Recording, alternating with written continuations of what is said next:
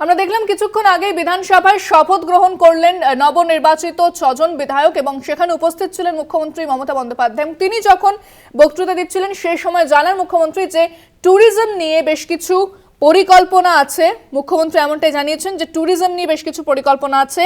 বাংলায় home tourism একটা model Muriganga সেতুর জন্য টেন্ডার করা হয়েছে, বাংলা ট্যুরিজম সেরা ডেস্টিনেশন। এরপরে কিন্তু বাংলাকে যে বঞ্চনা করা হচ্ছে বরাদ্দ নিয়ে, সেটা নিয়েও কেন্দ্রকে তোপ দেখেছেন মুখ্যমন্ত্রী মমতা বন্দ্যোপাধ্যায়। বিষয়ে আরো বিস্তারিত জানবো, ফোনে রয়েছেন আমাদের বিশেষ প্রতিনিধি দেবজ্যোতি ঘোষ। দেবজ্যোতি, ট্যুরিজম নিয়ে বেশ কিছু পরিকল্পনার কথা মুখ্যমন্ত্রী জানিয়েছেন, এ বিষয়ে কি জানতে পারছো? এছাড়া যে বঞ্চনার কথা তিনি বারবার বলেন, আজও কিন্তু কেন্দ্রকে তিনি এ নিয়ে তোপ দেখেছেন।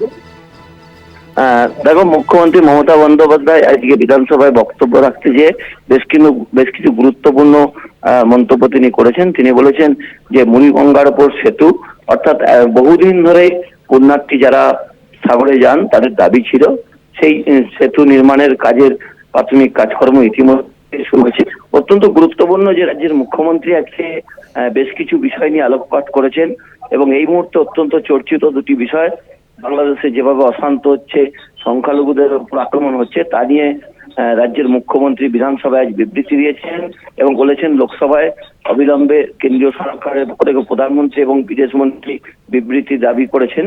অন্যদিকে তিনি বলেছেন যে ভারত সরকারের উচিত এই মুহূর্তে শান্তি সেনা পাঠানো, অর্থাৎ যেভাবে অশান্ত পরিবেশ বাংলাদেশে সৃষ্টি হয়েছে, শান্তি সেনা পাঠানোর দাবিও যেমন করেছেন, তেমনি কিন্তু ওয়াকফ নিয়ে আজকে মুখ্যমন্ত্রী বিধানসভায় গুরুত্বপূর্ণ মন্তব্য করেছেন যে সংখ্যালঘুদের সম্পত্তি দখলের উদ্দেশ্যেই এই বিলকে নতুন করে আনা হয়েছে এবং রাজ্য সরকারের পক্ষ থেকে বিরোধিতা করা হচ্ছে এবং রাজনৈতিকভাবে তৃণমূল কংগ্রেস তীব্র বিরোধিতা করছেন এবং যেভাবে ওয়াকফ সম্পত্তি নিয়ে বেশ কিছু জায়গায় দুর্নীতির খবর এসেছে, তাতে রাজ্যের মুখ্যমন্ত্রী মমতা বন্দ্যোপাধ্যায় বেশ কিছু উল্লেখযোগ্য বিষয়কে তুলে ধরেছেন এবং সেখানে বলেছেন যে এর আগেও ওয়াকফ সংশোধনী বিল লোকসভায় আনা হয়েছিল, তারপরে জেপিসি গঠন হয়েছিল, তারপরে কেন্দ্রীয় সরকারের পক্ষ থেকে সেই জেপিসির কি রিপোর্ট হয়েছে তা কেউ জানে না, কিন্তু আবার নতুন করে এই বিলটিকে নিয়ে আসা হয়েছে রাজনৈতিক উদ্দেশ্যে, কারণ এই সম্পত্তিকে রক্ষা সংখ্যালঘুরা যেমন করবেন রাজ্য সরকার।